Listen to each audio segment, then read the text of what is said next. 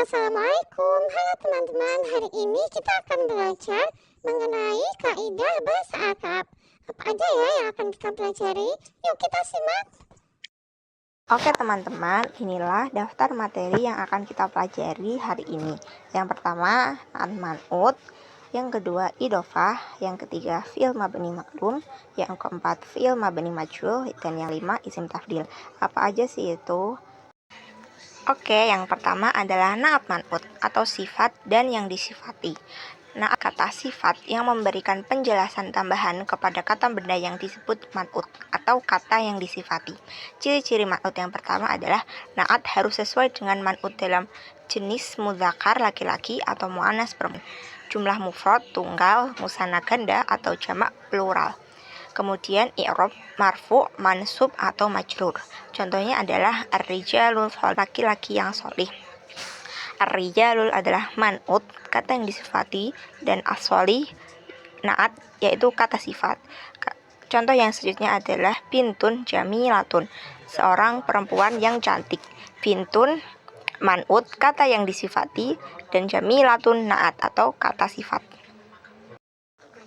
Yang kedua adalah idofah, kepemilikan. Idofah adalah hubungan antara dua kata benda, di mana kata pertama disebut mudhof yang dimiliki dan kata kedua disebut mudhof ilaih, pemilik. Ciri-ciri idofah yang pertama, idofah tidak boleh menggunakan alif lam atau tanwin. Yang kedua, mudhof ilaih selalu dalam keadaan majrur. Yang ketiga, hubungan ini selalu menunjukkan kepemilikan atau keterkaitan.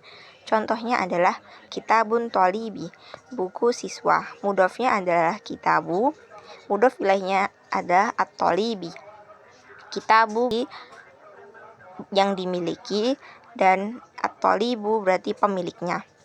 Selanjutnya adalah baitu muallimi, mudhofnya adalah baitu dan mudhof ilaihnya adalah muallimi. Idofahnya adalah baitu muallimu. Materi yang selanjutnya atau materi yang ketiga adalah fi'il mabni maklum, kata kerja aktif. Fi'il mabni maklum adalah kata kerja yang menunjukkan pelaku tindakan secara jelas. Dalam kalimat ini, subjek atau pelaku fa'il dapat disebutkan atau tersembunyi. Ciri-cirinya yang pertama, menunjukkan bahwa pelaku yang melakukan pekerjaan dikenal. Yang kedua, biasanya diikuti oleh fa'il atau pelaku. Contohnya, kataba at-tholibu ad-darsu, siswa menulis pelajaran. Fi'il mabni maklumnya adalah kataba, yaitu kata kerja aktifnya, dan at-tholibu berarti fa'ilnya atau pelakunya. Yang selanjutnya, akala al-waladu at-tufahatu, anak itu makan apel. Fi'il mabni maklumnya adalah akala atau kata kerja aktifnya, dan fa'ilnya adalah al-waladu atau anak sebagai pelaku. Yang keempat adalah fi'il mabni majhul. Fi'il mabni majhul adalah kata kerja pasif. Bentuk kata kerja dalam bahasa Arab ini di mana pelakunya tidak disebutkan secara jelas atau disembunyikan. Fokus utama dari kalimat yang menggunakan fi'il mabni majhul adalah tindakan itu sendiri, bukan pada siapa yang melakukan tindakan tersebut. Contoh fi'il mabni majhul, kataba menulis, fi'il mabni majhulnya menjadi kutiba, yaitu ditulis. Contoh kalimat dengan menggunakan fi'il mabni majhul, al-kitabu kutiba min qabli at-tholibi, yaitu buku itu ditulis oleh siswa. Contoh selanjutnya adalah al-babu futiha, pintu itu dibuka. Oke teman-teman, sekarang kita sudah sampai pada materi yang terakhir. Materi yang kelima yaitu isim tafdil. Nah, apa sih isim tafdil itu? Isim tafdil adalah kata sifat yang menunjukkan lebih atau paling. Isim tafdil hanya memiliki dua wazan, yaitu af'alu untuk mudzakkar dan fu'ala untuk muannas. Contohnya yang pertama, isim tafdil yang menyatakan lebih dari. Ahmad amharu min Zaid, Ahmad lebih pintar dari Zaid. Contoh yang kedua, isim tafdil yang menyatakan arti paling.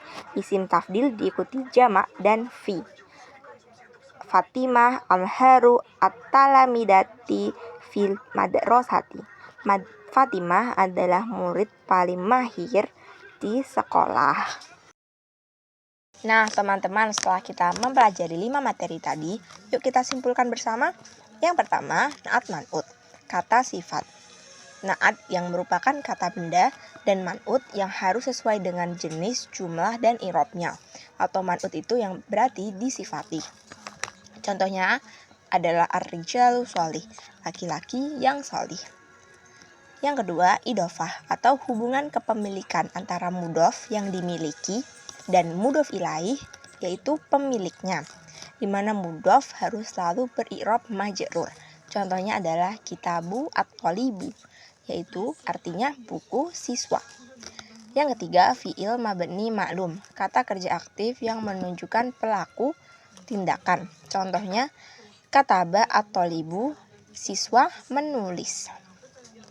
Yang keempat, fi'il mabni majhul, kata kerja pasif yang tidak menyebutkan pelaku secara jelas. Contohnya kutiba al-kitabu, buku itu ditulis. Yang kelima, isim tafdil, kata sifat untuk menyatakan lebih atau paling, dengan pola af'alu mudzakkar dan fu'ala muannas. Contohnya adalah contoh untuk yang lebih, yaitu Ahmad ahmaru min Zaid. Ahmad lebih pintar dari Zaid. Alhamdulillah, hari ini kita sudah mempelajari 5 materi tentang kaidah bahasa Arab. Semoga video ini mudah dipahami dan bermanfaat ya teman-teman. Syukron kasiron, ila liqa, ma'assalamah. Assalamualaikum warahmatullahi wabarakatuh.